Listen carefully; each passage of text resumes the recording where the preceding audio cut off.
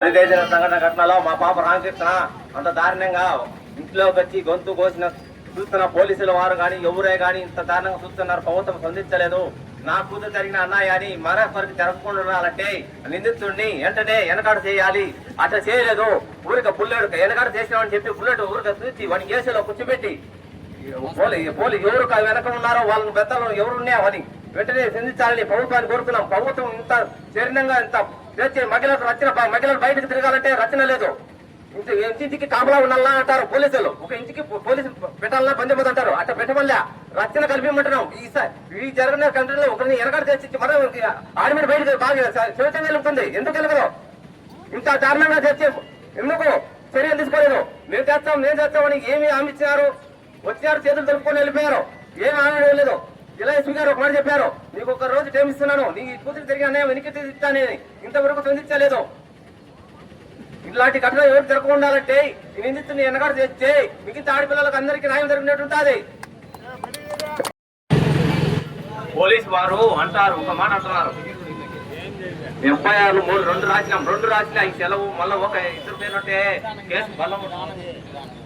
FIR లో 2 పేర్లుంటే case బలం కాదు, ఒక పేరుంటే బలం అవుతుంది అని పేరు 3 ఎఫ్ఐఆర్లలో మార్చి 3వ ఎఫ్ఐఆర్ ఫైల్ చేశారు. 2 ఫైల్ చేసుకుని మేము 2 ఫైల్ చేసి ఆల్రెడీ చేసిపోయినాం. జిల్లా ఎస్పీ గారు వేసి అది ఫైల్ చేయొచ్చు కదా, చేయలే. మళ్ళీ వచ్చిన తర్వాత ఒక ఫైల్ చేస్తారు. 2వ వ్యక్తి ఎవరు అంటే పవిన్ ఎవరున్నాడు, ఎక్కడున్నాడు అంటే మేము పట్టించాలట. పోలీసు వారు ఏంటి చేస్తారు? మేము పట్టించే పోలీసు వారు మీరు తీసుకుంటారా? పోలీసు వారు మీకు అప్పచెప్పింది పోలీసు వారికే కదా. పోలీసు వారు మమ్మల్ని పడతామంటారు. ఎక్కడున్నాడు, ఏం కదా అని మమ్మల్ని అడుగుతున్నారు. ఏనే కానీ లేడు అంటారు. ఆ పేరున్న వాడిని మేము పట్టుకొచ్చాడంటే మీరేంటి పోలీసులు కూర్చోడానికి కనిపెట్టేదానికి కదా. వాడికి ఒక వేటు వచ్చే ఎంతమంది ఉన్నాయో దాని అనకలా చెప్తారు కదా. వాడిని ఒక ఏటు ఒకటి ఏసీలో కూర్చోబెట్టారు.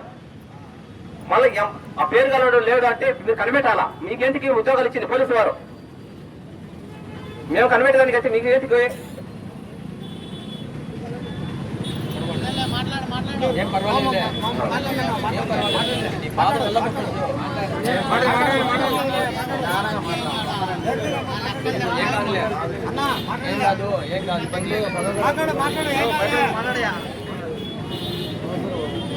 శివశంకరణ అబ్బాయి ఇప్పుడు మాకు ఇప్పుడు తెచ్చింది వాని బావ తమ్ముడ స్టేజ్ మీద ఉంది, తమ్ముడు అన్నాడు. బావ తమ్ముడట. ఇప్పుడే నేను చెప్తానా, పట్టుకుంటారా, ఎంక్వైరీ చేస్తారా అని. వాళ్ళ బావ తమ్ముడట.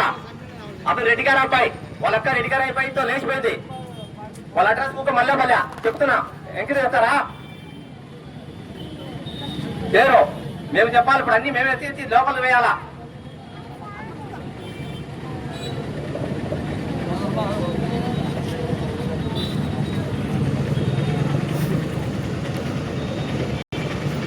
సార్, ఎస్పీ గారికి మేము ఒకటే చెప్తున్నాం, మీరు ఈ కేసును పునర్పరిశీలించండి. పరిశీలించి ఇక్కడ ఆ అమ్మాయి చనిపోయేటప్పుడు చివరి మాటలు ఏం మాట్లాడింది, వాళ్ళ పేర్లు ఎవరెవరు చెప్పారు, ఆ పేర్ల పైన మీరు ఎంక్వైరీ చేసి ఆ ఘటనకు కారణమైన వారికి శిక్ష పడేటట్టు చేయండి. అప్పుడే కీర్తన ఆత్మకు శాంతి చేకూరుతుంది. ఆ కుటుంబానికి న్యాయం చేయిస్తున్న వారు అవుతారు. పోలీసు వారికి మేము చేతులు ఎత్తి నమస్కరించి చెప్తున్నాం.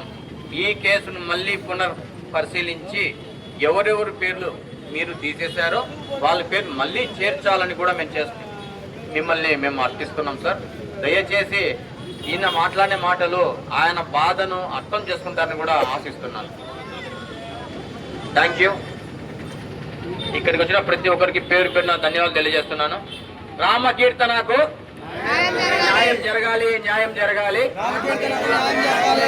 రామకీర్తన ఆత్మకు శాంతి చేకూరాలంటే ఎన్కౌంటర్ చేయాలి. ఈ ఘటనకు సంబంధించినటువంటి వాడిని వెంటనే ఎన్కౌంటర్ చేయాలి.